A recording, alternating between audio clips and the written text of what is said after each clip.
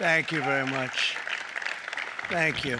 Nice crowd. What a good-looking group of people. Well, we have some very, very good news today, and a lot of good things are happening for our country. Please sit down.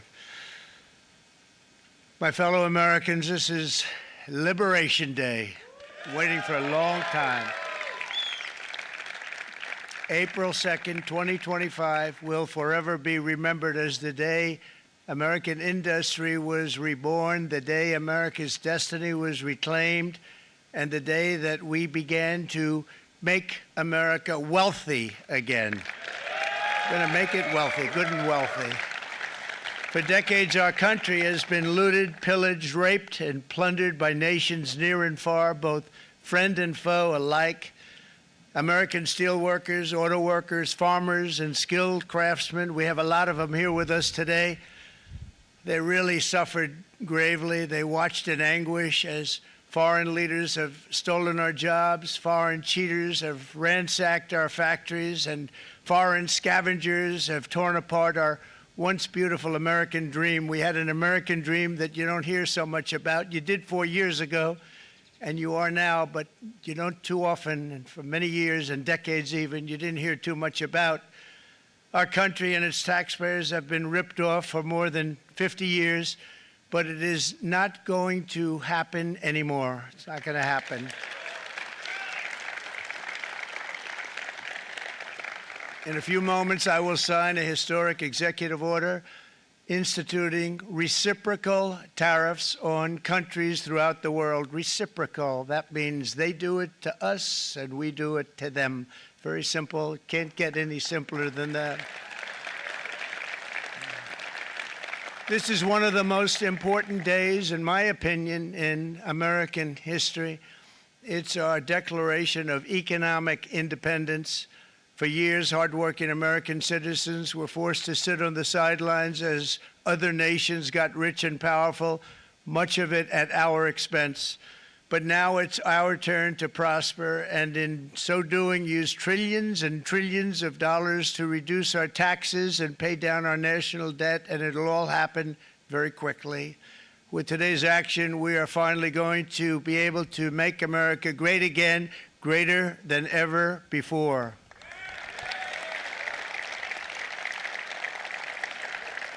Jobs and factories will come roaring back into our country, and you see it happening already. We will supercharge our domestic industrial base. We will pry open foreign markets and break down foreign trade barriers. And ultimately, more production at home will mean stronger competition and lower prices for consumers. This will be indeed the golden age of America. It's coming back, and we're going to come back very strongly. We're pleased to be joined on this momentous occasion by Vice President J.D. Vance. J.D., thank you. Thank you. Thank you very much. Where are you, J.D.? No, that wasn't too hard to find.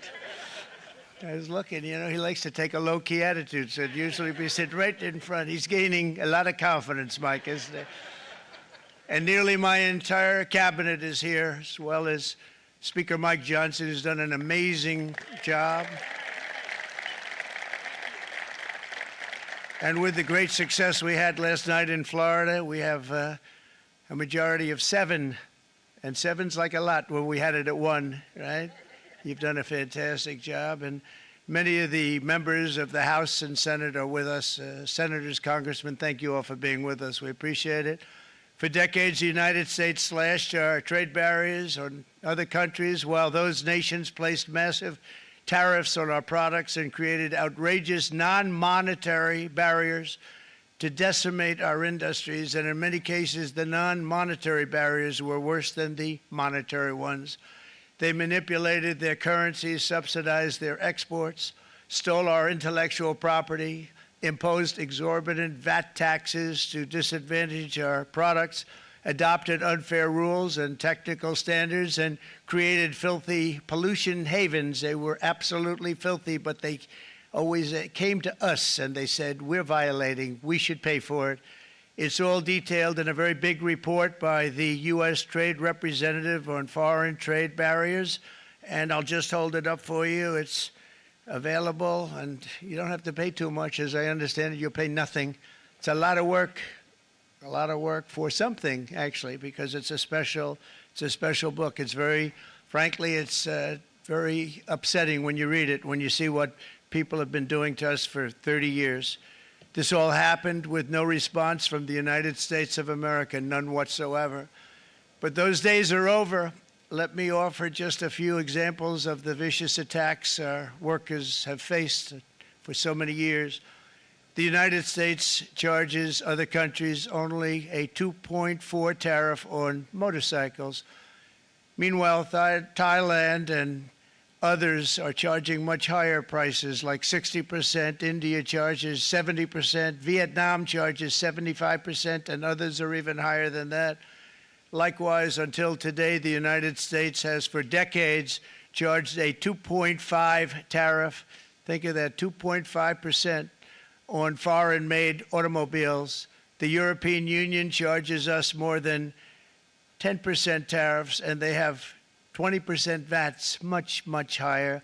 India charges 70%, and perhaps worst of all are the non-monetary restrictions imposed by South Korea, Japan, and very many other nations. As a result of these colossal trade barriers, 81% of the cars in South Korea are made in South Korea. 94% of the cars in Japan are made in Japan. Toyota sells 1 million foreign-made automobiles into the United States, and General Motors sells almost none. Ford sells very little. None of our companies are allowed to go into other countries. And I say that, friend and foe, and in many cases, the friend is worse than the foe in terms of trade. But such horrendous imbalances have devastated our industrial base and put our national security at risk. I don't blame these other countries at all for this calamity. I blame former presidents and past leaders who weren't doing their job. They let it happen, and they let it happen to an extent that nobody can even believe. That's why, effective at midnight, we will impose a 25% tariff on all foreign-made automobiles.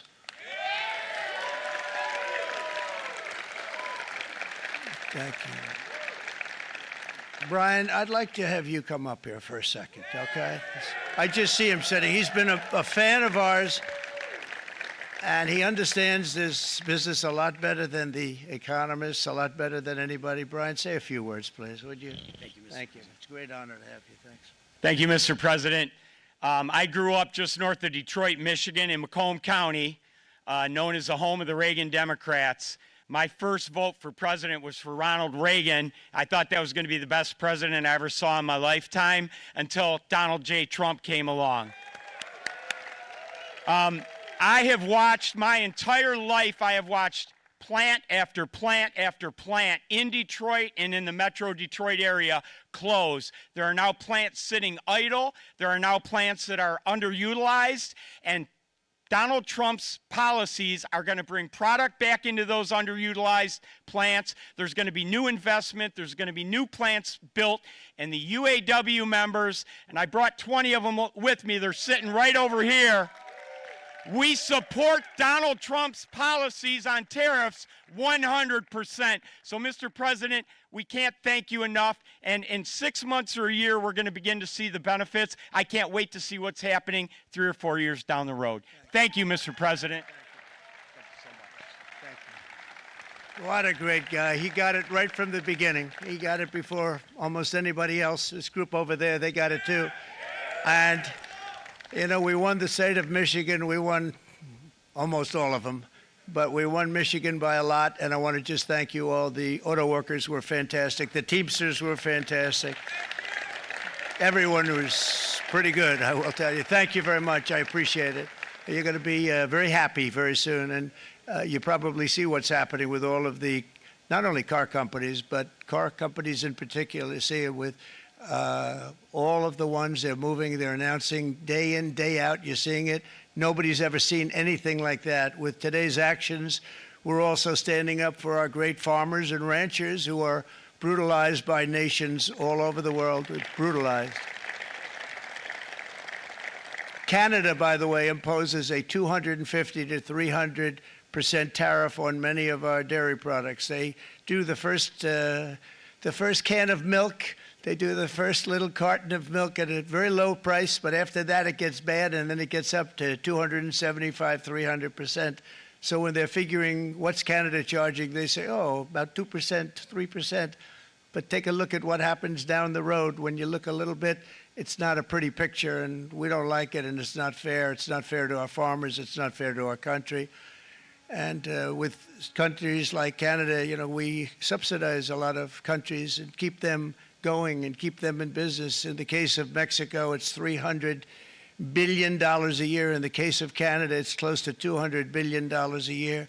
And I say, why are we doing this? Why are we doing this? I mean, at what point do we say, you got to work for yourselves, and you got to, this is why we have the big deficits. This is why we have that amount of debt that's been placed on our heads over the last number of years, and we're really not taking it anymore. Through non-tariff barriers, the European Union bans imports of most American poultry. You understand? They say, we want to send you our cars, we want to send you everything, but we're not going to take anything that you have. Australia bans, and they're wonderful people and wonderful everything, but they ban American beef, yet we imported $3 billion of Australian beef from them just last year alone. They won't take any of our beef. They don't want it because they don't want it to affect their farmers. And you know what? I don't blame them, but we're doing the same thing right now, starting about midnight tonight, I would say. And China charges American rice farmers an overquota, it's called, a tariff rate of 65%. South Korea charges 50, actually they charge different, from 50% to 513%. And Japan, our friend, charges us 700%. But that's because they don't want us selling rice, another thing. Who can blame them, Madam Secretary? Agriculture, great job you did on eggs, by the way. The egg prices came down 50%. You got them down 50% once we got involved. They were going through the sky. The egg prices, they were going through the sky, and you did a fantastic job. Now we have lots of eggs, and they're much cheaper, down about 59% now, and they're going down further. We charge 2.8% for so many things that other countries are charging 200%, 300%, and 400% for. If imposing tariffs and protective barriers made nations poor, then every country on earth would be racing to eliminate these policies, and China would be the first on line. They run a very strong country, but they're not first in line, and the American people are paying a very big price. From 1789 to 1913, we were a tariff-backed nation, and the United States was proportionately the wealthiest it has ever been. So wealthy, in fact, that in the 1880s, they established a commission to decide what they were going to do with the vast sums of money they were collecting. We were collecting so much money so fast, we didn't know what to do with it. Isn't that a nice problem to have? What do you think, Marco? Good problem? Marco would love that problem. But we don't have that problem anymore, but we're not going to have it very much longer, I will tell you. But they collected so much money, they actually formed a commission to determine what they were going to do with the money, who they were going to give it to, and how much. Then in 1913, for reasons unknown to mankind, they established the income tax so that citizens, rather than foreign countries, would start paying the money necessary to run our government. Then in 1929, it all came to a very abrupt end with the Great Depression, and it would have never happened if they had stayed with the tariff policy. It would have been a much different story. They tried to bring back tariffs to save our country, but it was gone. It was gone. It was too late. Nothing could have been done. It took years and years to get out of that depression, far longer than even FDR had that office right over there for a long period of time. The ramp system, that's rather intricate, was built because of him, and every time you walk up, you think of him, and he did a great job in many ways, but it lasted long beyond his terms, as you know.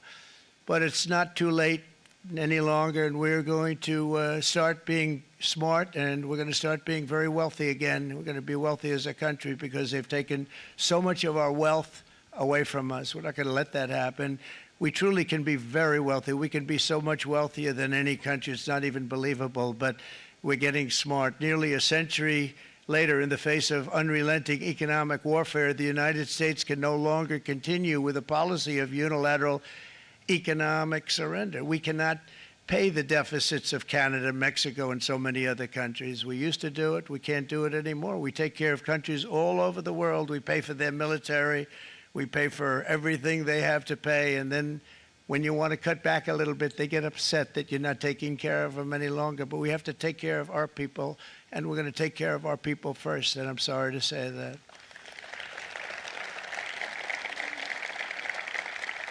And today we're standing up for the American worker, and we are finally putting America first.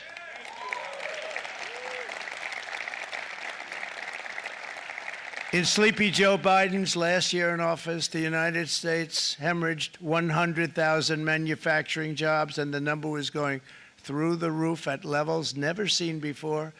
And our trade deficit reached a record $1.2 trillion, which is unheard of. Since the beginning of NAFTA, the worst trade deal ever made, it was a horror show. I was able to terminate it. They all said you'd never be able to get it out.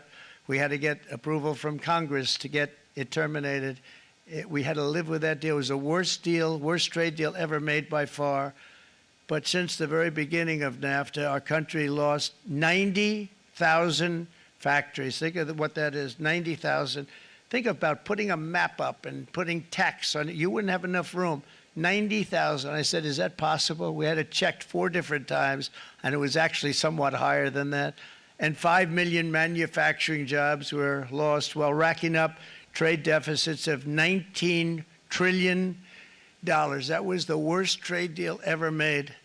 As a result of these gigantic losses, foreign nations now own $26 trillion more of American assets than think of this, than the Americans own of their own foreign assets or other foreign assets. The United States can no longer produce enough antibiotics to treat our sick. We have a tremendous problem. We have to go to foreign countries to treat our sick. If anything ever happened from a war standpoint, we wouldn't be able to do it. We import virtually all of our computers, phones, televisions, and electronics. We used to dominate the field, and now we import it all from different countries. A single shipyard in China now produces more ships every year than all of the American shipyards combined. Think of that. And it was a business that we used to dominate. We used to dominate it totally. In short, chronic trade deficits are no longer merely an economic problem. They're a national emergency that threatens our security and our very way of life. It's a very great threat to our country. And for these reasons, starting tomorrow, the United States will implement reciprocal tariffs on other nations. It's been a long time since we even thought of that. We used to think about it a lot. We didn't think about it for many decades, and you see what's happened. For nations that treat us badly, we will calculate the combined rate of all their tariffs, non-monetary barriers, and other forms of cheating. And because we are being very kind, we're kind people, very kind. You're not so kind when you got ripped off with your salaries. My auto worker friends and my Teamster friends and all of the unions that typically voted Democrat, they're not voting Democrat anymore because worker, whether union or non-worker, they're for the Republicans now. That's what happened. But we will charge them approximately half of what they are and have been charging us. So the tariffs will be not a full reciprocal. I could have done that, yes, but it would have been tough for a lot of countries who didn't want to do that. I'd like to see the chart if you have it. Could you bring it up, Howard? This is our great Secretary of Commerce, Howard Lutnick. Thanks, Howard. So if you look at that, China, first row, China, 67%. That's tariffs charged to the USA, including currency manipulation and trade barriers. So 67%, I think you can, for the most part, see it. Those with good eyes, with bad eyes. We didn't want to bring, it's very windy out here. We didn't want to bring out the big charts because it had no chance of standing. Fortunately, we came armed with a little smaller chart. So 67%, so we're going to be charging a discounted reciprocal tariff of 34%. I think In other words, they charge us, we charge them less. So how can anybody be upset? They will be, because we never charge anybody anything, but now we're going to charge. European Union, they're very tough, very, very tough traders. You know, you think of European Union, very friendly. They rip us off. It's so sad to see. It's so pathetic. 39%, we're going to charge them 20%, so we're charging them essentially half. Vietnam, great negotiators, great people. They like me, I like them. The problem is they charge us 90%. We're going to charge them 46% tariff. Taiwan, where they took all of our computer chips and semiconductors. We used to be the king, right? We were everything. We had all of it. Now we have almost none of it, except the biggest company is coming in. We're going to end up with almost 40%. Lee Zeldin's working to get their approvals. And it's an amazing company. Mr. Wei, of one of the great companies of the world, actually. They're coming in from Taiwan, and they're going to build one of the biggest plants in the world, maybe the biggest for that. But 64%, we're going to charge them 32%. Japan, very, very tough, great people. And again, I don't blame the people for doing it. I think they're very smart in doing it. I blame the people that sat right in that Oval Office, right over there, right behind the Resolute desk or whichever desk they chose. Japan, 46%. They would charge us 46%, and much higher for certain items like cars, you know, little items like cars. 46%, we're charging them 24%. India, very, very tough, very, very tough. The Prime Minister just left. And he's a great friend of mine, but I said, you're a friend of mine, but you're not treating us right. They charge us 52%. You have to understand, we charge them almost nothing for years and years and decades. And it was only 7 years ago when I came in, we started with China and charged them. We took in hundreds of billions of dollars from China in tariffs. And they understood, honestly. President Xi understood. He said, look, I understand. And the other countries, and they all understand. We're going to have to go through a little tough love, maybe, but they all understand. They're ripping us off, and they understood it. Prime Minister of Japan, Shinzo Abe. He was a fantastic man. He was unfortunately taken from us, assassination. But I went to him and I said, Shinzo, we have to do something. A trade is not fair. And he said, I know that, I know that. And he was a great gentleman. He was a fantastic man, but he understood immediately what I was talking about. I said, Shinzo, we have to do something. He said, I know that. And we worked out a deal, and it would have been a much better deal, but frankly, there were many years left on the deal that was made previous to my getting there, but it was something. If you look at Switzerland, 61% to 31%. Indonesia, Malaysia, Cambodia. Oh, look at Cambodia, 97%. We're going to bring it down to 49. They made a fortune with the United States of America. United Kingdom, 10%, and we'll go 10%. So we'll do the same thing. South Africa, 60%, 30%, and they've got some bad things going on in South Africa. You know, we're paying them billions of dollars, and we cut the funding because a lot of bad things are happening in South Africa. The fake news ought to be looking at it. They don't want to report it. Brazil, 10%, 10%. Bangladesh is 74%. So you see what's going on. Pakistan, 58%. Sri Lanka, 88%. So what we're doing is we're taking not the full, we could take the full 88%. Thanks a lot, Aaron. He's doing a very good job. How's he doing, all right? I think you better take it with you. It's not going to last very long. He's going to put it, it's going to follow you down with the wind. I brought a hat just in case it got too windy, but here, would anybody like a hat? I'm not giving it to a cabinet. I'm giving it to the auto workers. Come here.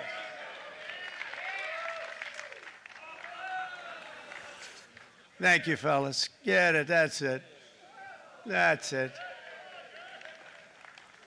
They deserve it more than our cabinet. Our cabinet has plenty of hats. But you see the numbers. The numbers are so disproportionate. They're so unfair. At the same time, we will establish a minimum baseline tariff of 10%. You notice that on the chart.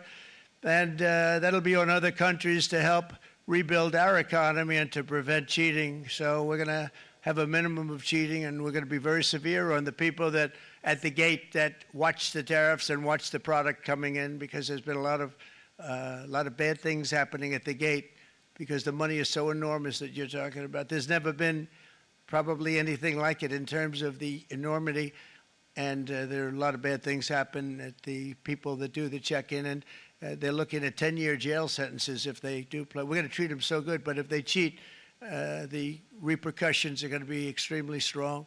Foreign nations will finally be asked to pay for the privilege of access to our market, the biggest market in the world. We're right now the biggest market in the world. We had a great country 4 years ago in terms of the economics. We were doubling up on China. We were doing so well. Nobody was going to catch us, but so much of it slipped away over the last 4 years under Biden.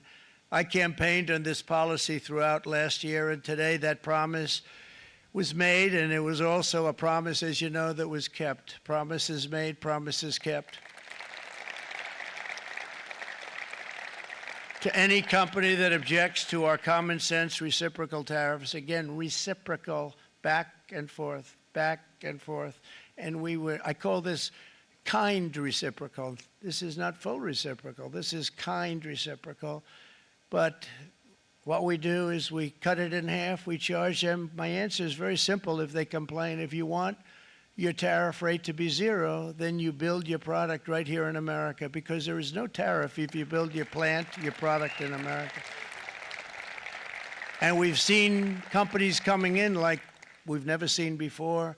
Likewise to all of the foreign presidents, prime ministers, kings, queens, ambassadors, and everyone else who will soon be calling to ask for exemptions from these tariffs. I say, terminate your own tariffs, drop your barriers, don't manipulate your currencies. They manipulate their currencies like nobody can even believe, which is a bad, bad thing and very devastating to us, and start buying tens of billions of dollars of American goods. Tariffs give our country protection against those that would do us economic harm, and many people were looking to do us economic harm. Maybe not so obviously, but they were doing tremendous economic harm. But even more importantly, they will give us growth. These tariffs are going to give us growth like you haven't seen before, and it'll be something very special to watch. I am so looking forward, and Brian, it's going to happen even faster than you said. You know, you might say, but it's already started. It's already started. Work's already begun on plants all around the country, and you see that as before. These are big, rich companies. We have $61 billion started on a big plant going up. It's going to be announced over the next 2 days, and they already started work. Many of these the biggest companies in the world, they've committed to build, build, build. We're going to build, build, build, sir. And they came here to see me, and they wanted to know if they could have a press conference. I do as many as I can. I'm pretty busy trying to stop Russia and Ukraine and the Middle East. We got to stop that. We got to stop the Houthis, which we're making tremendous. They like shooting ships down and out of the water, sinking ships. They get a kick out of it, but they're not getting such a kick out of it now, are they, Mr. Secretary? They're not getting such a kick out of that now. But here are just a short list of some of the companies that have already announced and committed to investment. And this is a company that built its factories and its plants in China. Apple is going to spend $500 billion. They never spent money like that here. They're going to build their plants here. SoftBank, OpenAI, and Oracle, great companies, are investing $500 billion almost immediately. NVIDIA, a hot company, is investing hundreds of billions of dollars. They just announced. TSMC, the biggest, most important company in the world of chips from Taiwan, with no investment from us, is investing $200 billion. And they said the reason was, number one, the election of November 5th, and number two, the tariffs. They don't want to pay the tariffs, and the way they're not paying it is to build their plant here. So we're going to go from almost no percentage. We used to have 100% of the chip market. Now it's all in Taiwan. Almost all of it's in Taiwan, a couple of other countries, but mostly in Taiwan. And think of it, we had 100%. We lost it because of people in that office that didn't do their job. They allowed it to be stolen from us.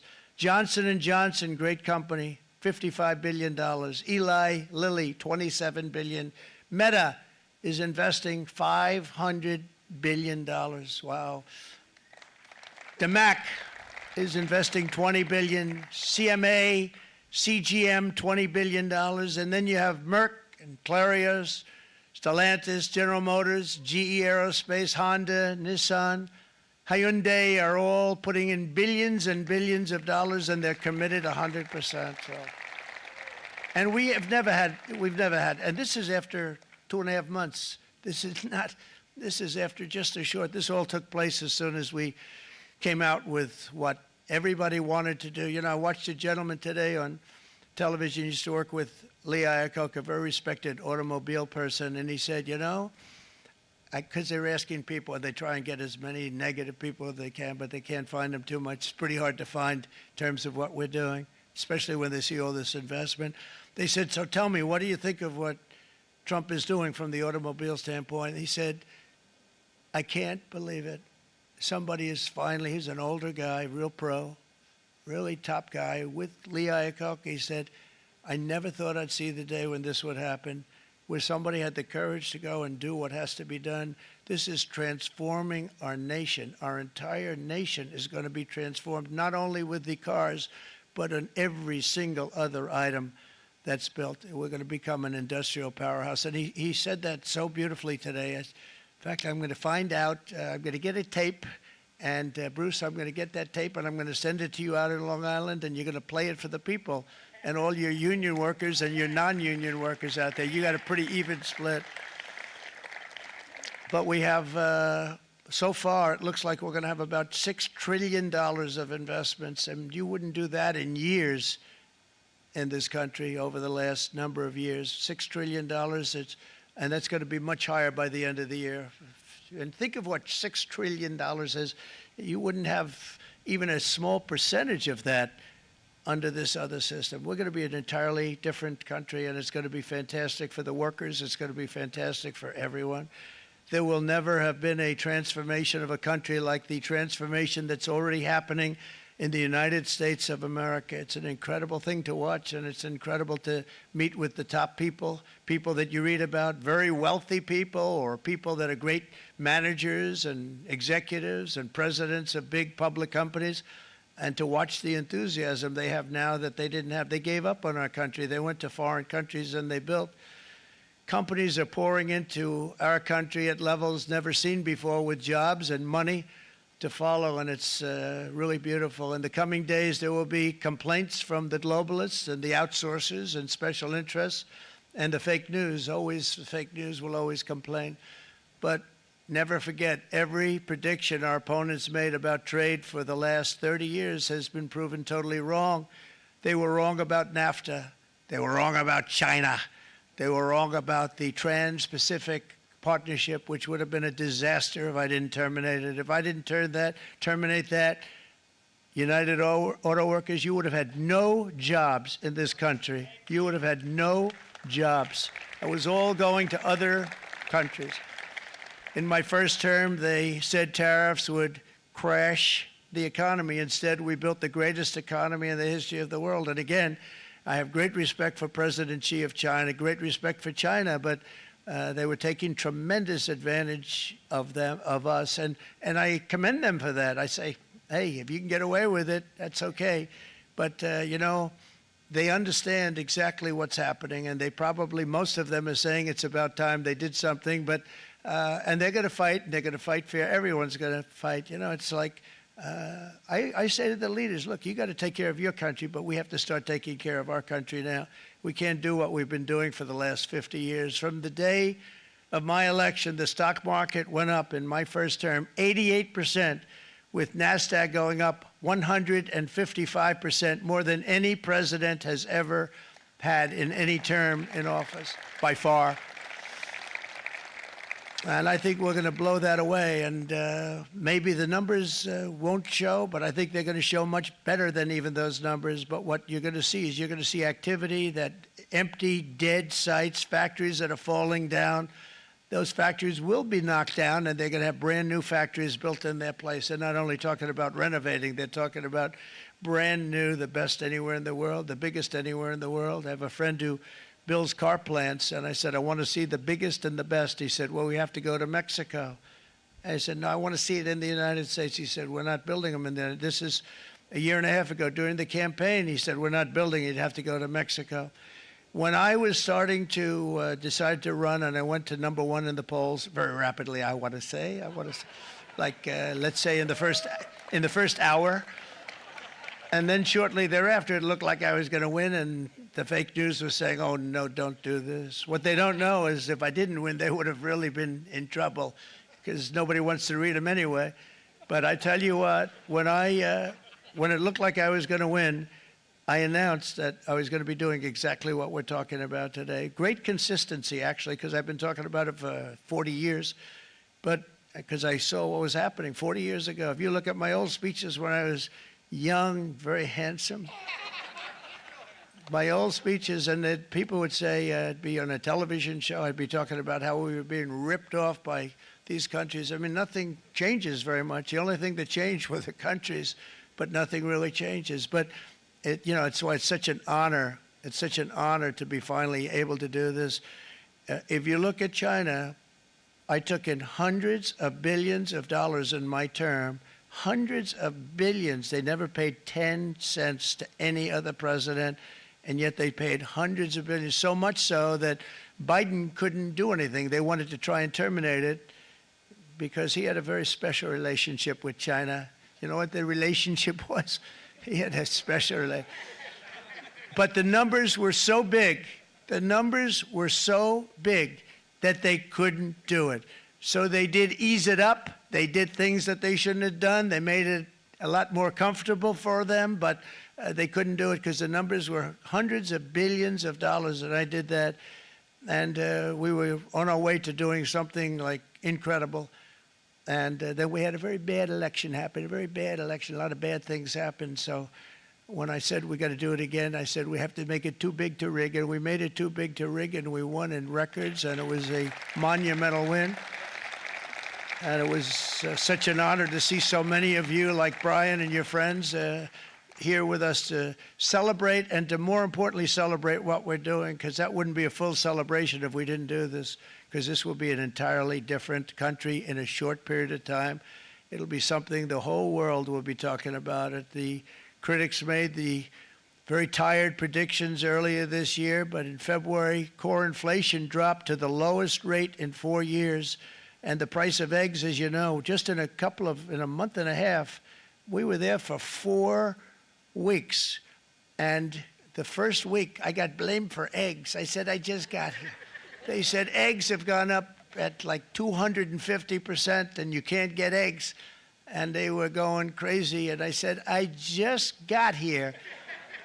And then we got to work on eggs, and we got to work on everything. And our great Secretary of Agriculture, you did a fantastic job. Brooke Rollins, she did a fantastic job. And as I said before, the price of eggs dropped now 59%, and they're going down more, and the availability is fantastic. They were saying that for Easter, please don't use eggs. Could you use plastic eggs? I said, we don't want to do that. We want to, and you really came through. It's an amazing job. Thank you very much, Brooke. You did great.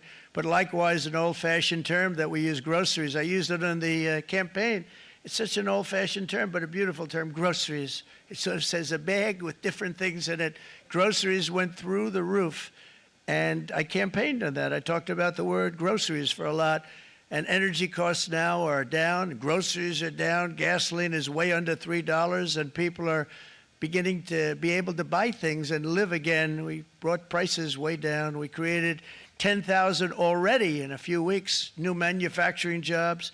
And it was that took place in 1 month, numbers that they haven't seen in a long time. We had virtually no inflation under my term. We had virtually no inflation for 4 years, but after transitioning over to Sleepy Joe, it went from almost non-existent to the highest in the history of our country. They had the highest inflation in the history of our country, brought up by energy and bad spending and bad policy, and a lot of bad things happened. How about allowing millions and millions and millions of people to pour into our country with open borders, where it's so sad to see even now And I see our great secretary you have done. Stand up, please, Christy. Stand up. Christy Noem. And Tom Homan.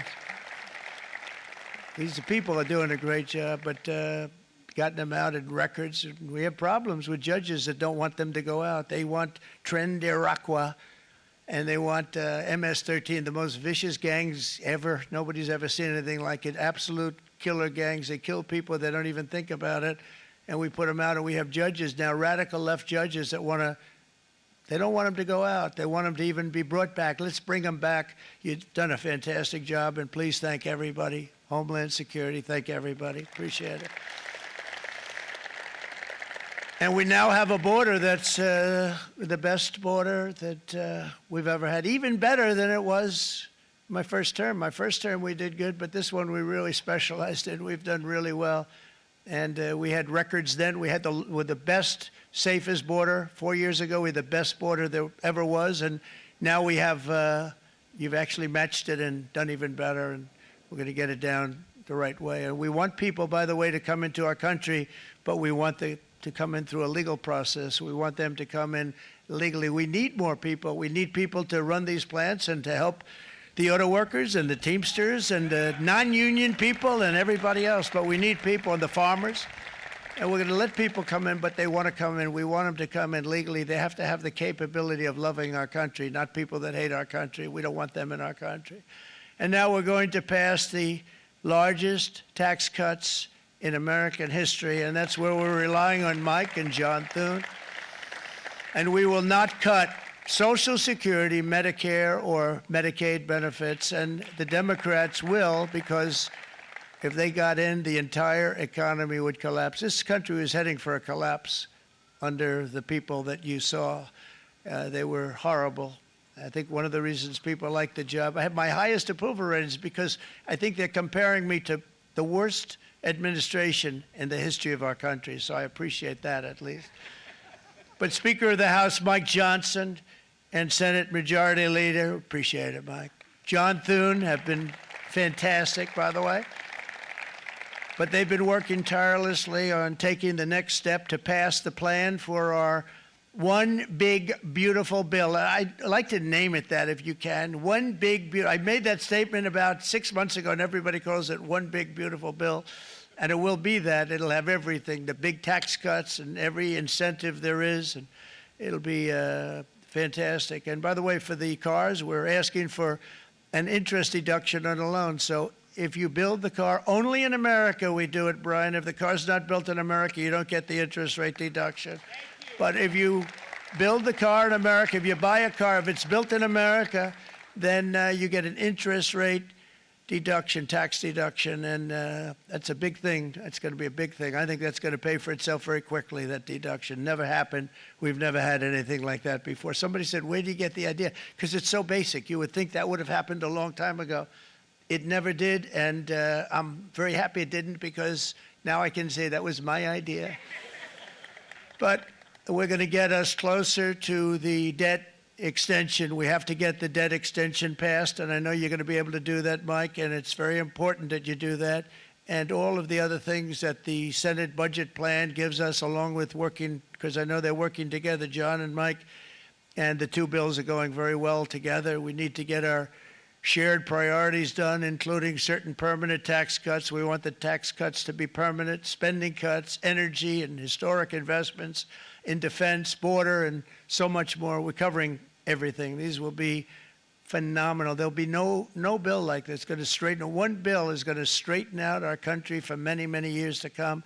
And we said, let's just do it and let's get it done. And some guys will love it and some guys will like it a little bit less because they're not getting what they were exactly looking for, but they're getting a lot. They'll never, if we get this done, it'll be the most incredible bill ever passed in the history of our Congress and Senate and congressmen, the senators and the congressmen, many of whom are here today, will be very proud of themselves. I really believe that. It's going to set us on a whole new prosperous path. We're going to cut spending and right-size the budget back to where it should be. We're going to do that very strongly. Thank you, Rick. Thank you. John, thank you. Oh, look at all of our senators over there. Oh, boy. That's a nice group of people. But I won't like them so much if they don't get this bill done. That's a great group, and Congressman, thank you very much. I appreciate it. Tremendous people. The Senate plan is my complete and total support, and the House plan likewise is very similar. They're moving along pretty much at the same clip, and as soon as you're ready, you'll show it to me, and I'm sure it'll have my support, Mike. Every Republican congressman and senator must unify. We have to unify. We can't be separated. We have to get it done. We have to get absolutely everything we can, and we have to take care of the American people. That's the only thing that matters. We have to take care of the American people first. We need to pass this bill immediately, get it done, including debt extension. From this day on, we're not going to let anyone tell us that American workers and families cannot have the future that they deserve. We're going to produce the cars and ships, chips, airplanes, minerals, and medicines that we need right here in America. The pharmaceutical companies are going to become roaring back. They're coming roaring back. They're all coming back to our country, because if they don't, they got a big tax to pay. And if they do, I'll be very happy, and you're going to be very happy, and you're going to be very safe. We're going to build our future with American hands, with American heart, American steel, and we're going to build it with American pride like we used to. We're approaching our 100th day as president, and have been given credit by a lot of people, actually, even some of the fake news. Can you believe it? Which in this case hopefully isn't fake, for having done more in that time than any other administration in the history of our country in the first 100 days. I think we've had an amazing, in terms of what we've done, what we've gotten accomplished. I'd like to see if we can get that war ended and another war from not starting in the Middle East. We have to get Russia. They're losing 2,000 on average, 2,500 people a day, young people, soldiers, Russian. Think of that, 2,500 through some days, but on average, probably over about a 1 week period, it's 2,712, they say. They're losing those soldiers. They're dying. They're being decimated. And they're not from our country, but they're from other countries. But they're human beings. They're from Russia. They're from Ukraine in this period, most of them.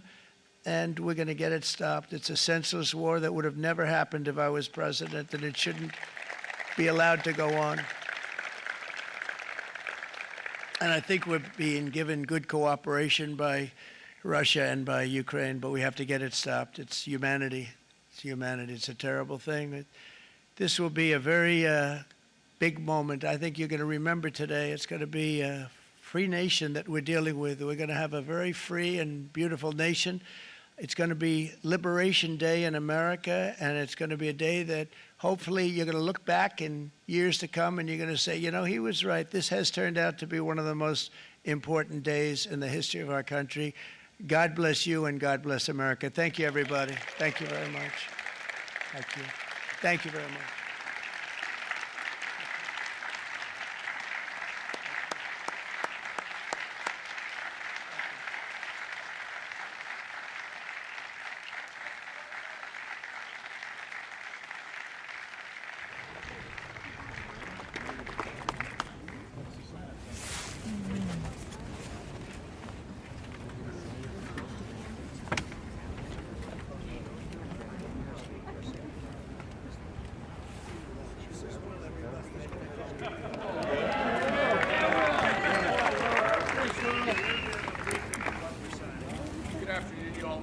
Documents prepared for the president's signature today. One closes what's referred to as the de minimis loophole with respect to imports from the U.S. Not even Hail Mary. The other is the big one, is the reciprocal tariff executive order.